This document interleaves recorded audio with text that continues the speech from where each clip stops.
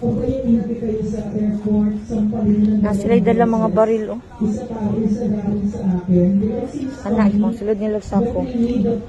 Anak, mga baril. Mga sulod nila sako, mga baril. Hello? Nagplano na dyan sila nga mapuyo diri. Kaya sinasalampak sa pagmamukha namin, ang PRRD noon, ng mga appointees at saka yung mga masukin niya, hindi tayo special. Saka na. Bala. Mga baril, oh. Mga armas, oh. Gusto ko yun. Gusto ko yun kasi may mga kasi ilubong na nila diri. Kasi ilubong na nila diri. Ha? Kasi ilubong na nila diri. Sekretary, parang mga sila tao, parang Diyos na sila. Mga sila, oh. Kasi parang winasak niya yung trip nila. So napakahalaga, ilubong na nila diri. May moral ascendancy na ganda. Mga baril yun. At saka yung malalim ang baril. Magandang gabi po sa inyo lahat. Gusto ko lamang po kayong i-update sa mga nangyayari dito sa loob, mga kapatid. Nakakaano po kasi hindi na po nila pinapapasok yung mga pagkain, mga supply. Okay lang naman na kami. Hindi kami makakain, pero may mga bata po kasi. May mga bata po, may mga matatanda po dito na may mga sakit na. Marami pong gustong tumulong. Marami pong gustong mag-donate, magbigay ng suporta sa lahat na nandito. Pero para na po hostage ang ginagawa nila sa amin dito. Yung mga bata po, hundreds po yung mga bata dito. Kawawa naman po.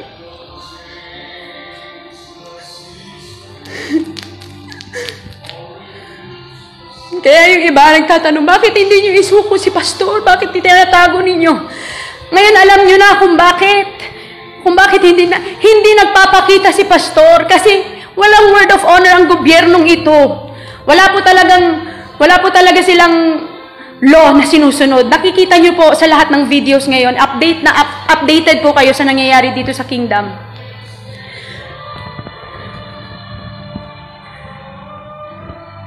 Wala na kaming control dito.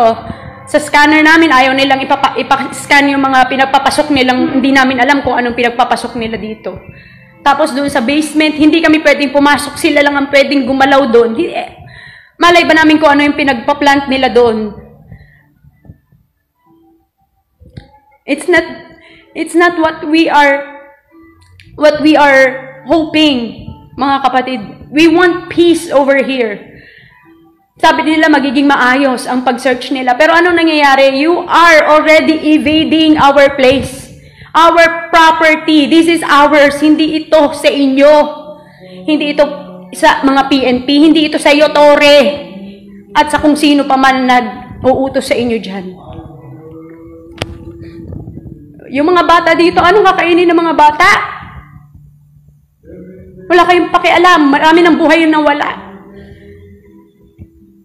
Tapos magtataka kayo, ba't hindi nagpapakita si pastor? Mas magandang hindi nyo talaga makita. Pastor, wag na wag po kayong magpapakita sa kanila kasi mga demonyo po sila. Kung kaya nilang pumatay nang wala lang sa kanila, kaya nilang gawin kahit kanino. Pastor, wag ka mag-alala because we will defend the kingdom properties. We will be here, hindi kami aalis dito, kahit gusto nila kami lahat palabasin. We will not bow down in your injustice system, on your oppression, on your suppression and coercion. May ama na nakakita sa inyo. Kung hindi namin makukuha dito sa lupa, ang hustisya sa langit, merong langit. At hindi kami takot mamatay.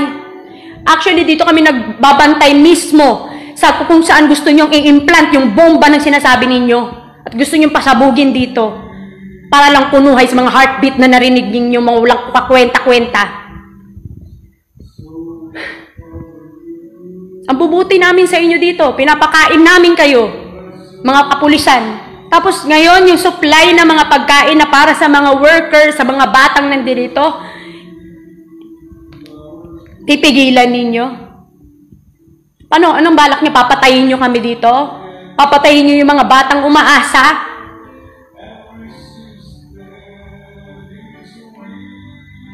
Masakit tignan eh. Masakit siya tignan talaga.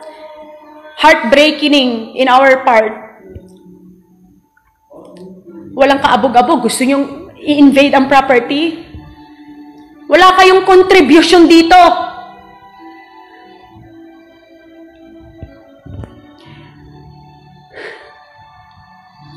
Pastor, maraming salamat po, Pastor. Kasi in spite of all, ang message of love, gi-implant sa amin ni Pastor. Kasi kung hindi pa, matagal nang dumalak ang dugo dito. But we are always thinking of love. Even your enemies, do good to them that hate you.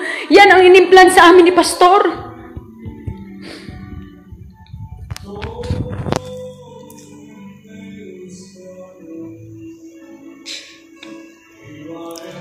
Wherever you are right now, Pastor, don't surrender on this kind of evil forces that are abusing their authority.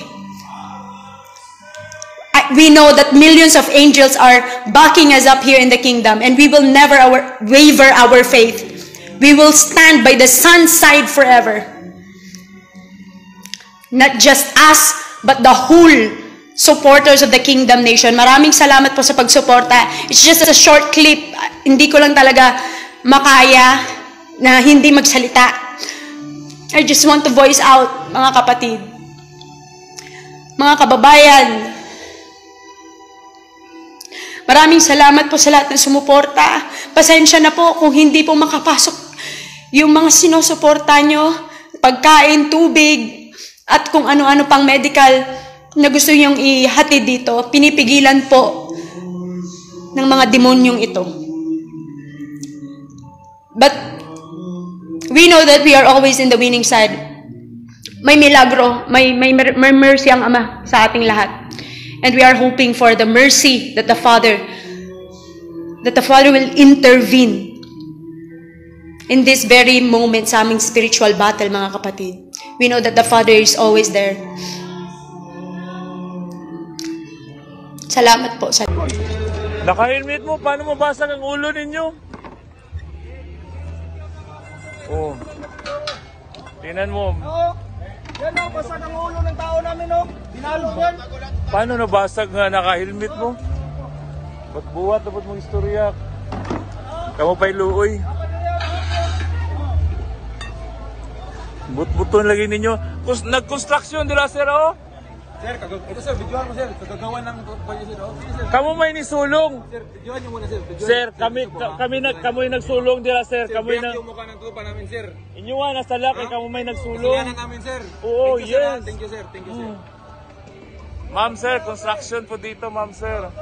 Nangunguha sila ng mga bato, bakal, para gawin nilang ebidensya. Sama mo sa video, kinukuha namin yung bato para hindi nyo ibato sa amin. Para Buto na hindi po nyo nilagay. ibato sa amin.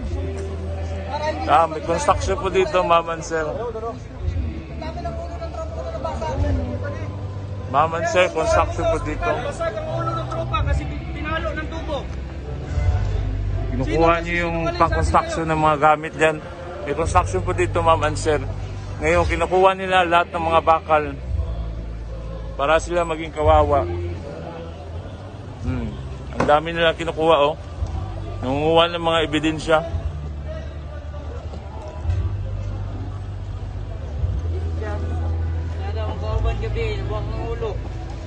Ayun, masala sir, kamu may ni duol.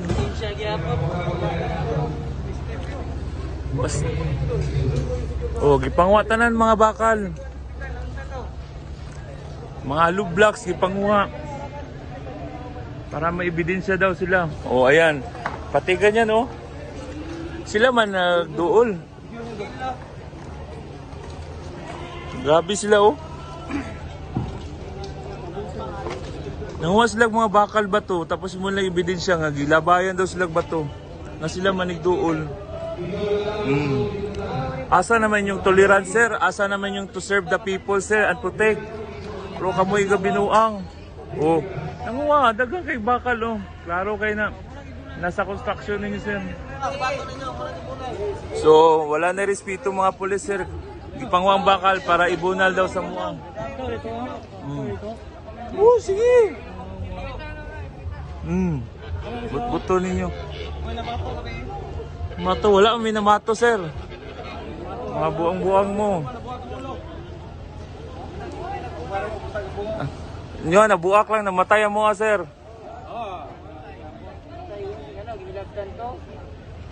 Oh. Ma'am, sir, nanguha sila bato, mga gamit pa construction diri, kinay construction diri.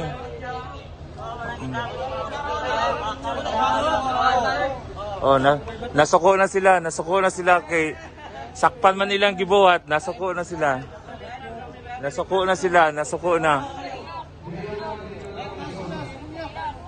Oh. Oh, Marvel Turi. Wala mi tergas, wala mi dala nga tergas, kamoy dala-dalag tergas.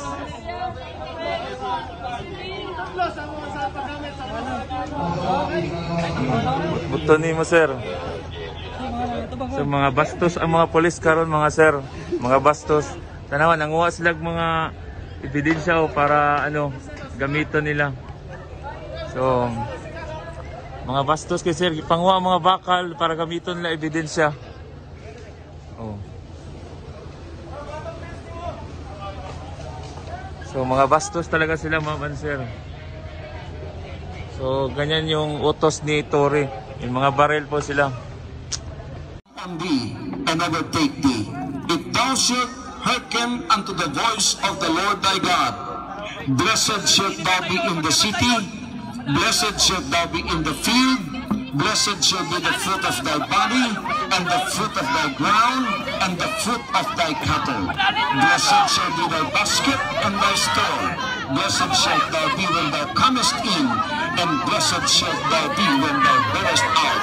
The Lord shall cause thine enemies that rise up against thee to be smitten before thy face, and the Lord shall command the blessing upon thee in thy storehouses, and in all that thou settest thine hand unto. And the Lord shall make thee plenteous in goods, and the Lord shall open thee his good treasure, the heaven to give rain unto the land in his season, and to bless all the work of thine hand.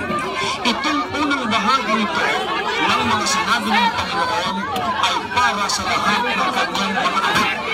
Hindi lang spiritual ang kanyang pangako dito, kundi lahat ng material at physical na ating pangangailangan.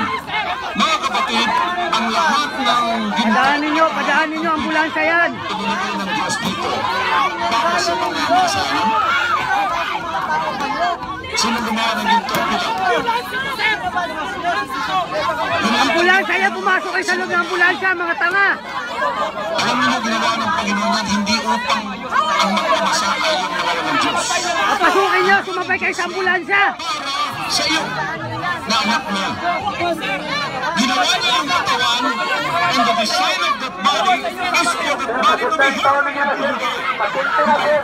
Sir, pasyente na, sir. Kung hindi niyo pasundot, tuhaon na lang namo ang tao, sir. Alsahon na lang namo, sir. Sir, maluoy mo, sir. Hindi ginawa ng Diyos. Sir, maluoy mo yung taon, sir. Upang hiwalay Sir, tayo ng pasyente na, sir. Maluoy mo, sir. Sa kinilan, sir. Namagin mo yung mga... upang ibigay niya sa atin nawalay ng dahil sa kasalanan. Gusto ng Diyos na ibalik sa iyo sa mga sandaling ito ang mga bagay na yan. Isa lang ang kondisyon na kanyang hinihiling applyan mo. Ano yan? Yan ay ang kondisyon na ikaw ay magiging masunurin sa kanyang mga banal na sinabi. Ano ang sinabi ng Panginoon? Be obedient to my commandments, and all these blessings shall ever